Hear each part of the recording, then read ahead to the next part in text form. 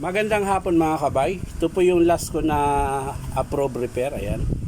Bali 39111 yung number niya mga kabay. Ang papalitan nyo mga kabay, armature. Ayan. Tsaka dalawang brass solder. So tara mga kabay, samahan nyo po ako. So na mga kabay, nakalas ko na po yung screw. Ayan.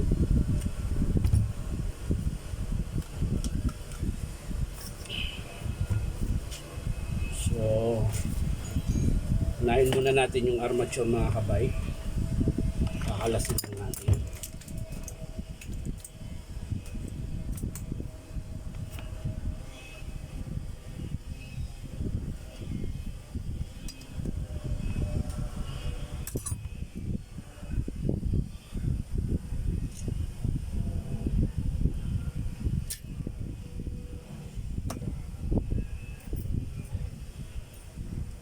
So yan mga kabay, lilipat lang natin dito mga kabay sa kabila.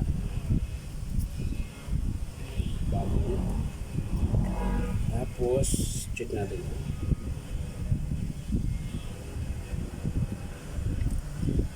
kung may palag. Lakas ng palag. Balik.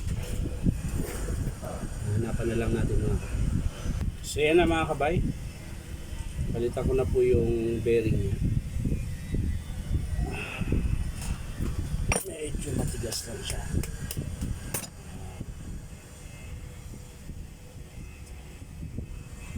Tapos yung pag-clamp nito mga kabay, dahan-dahan lang. Ayan. Huwag lang masyadong mahigpit. Yung tamang-tama lang na hindi siya iikot. Ayan. Ihigpitan mo lang naman ito mga kabay.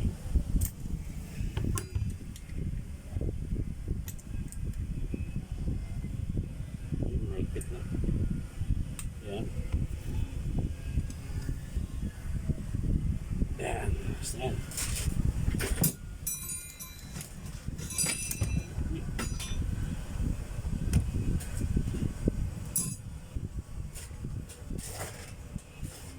So ngayon mga kabay, sasalpak na natin siya. Hindi, brass solder muna mga kabay. Papalitan muna natin yung brass solder.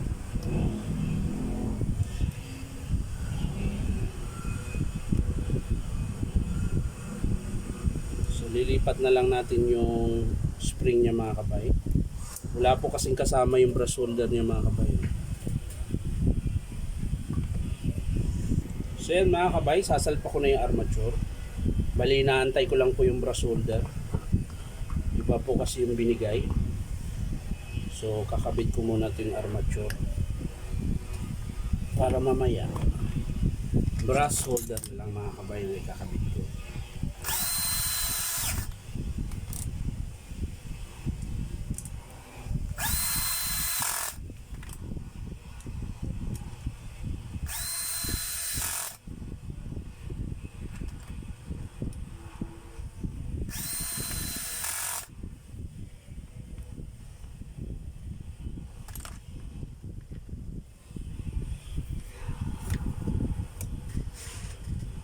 So yan mga kabay, nakabit ko na po yung dalawang brass solder.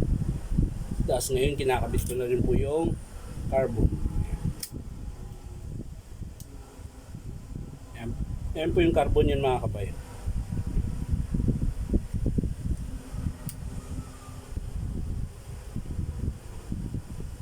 Yan. So yan mga kabay, nakabit ko na po. So detesting na po natin to mga kabay. So yan mga kabay, bago natin isara, titesting natin na bukas.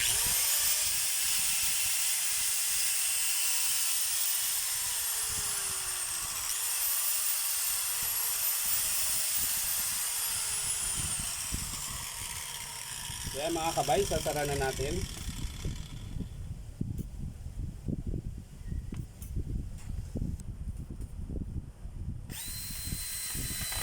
Yan.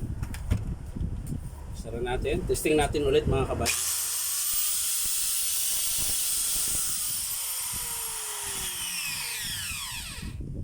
So yan lang po mga kabay. Maraming salamat sa panonood. At palike and share na rin po. At syempre, paki-subscribe nyo rin po ang aking YouTube account ng Inom Tabay. Doon ko po pinopost sa YouTube para buo po siya mga kabay. Yan lang po mga kabay. Maraming salamat. Bye-bye.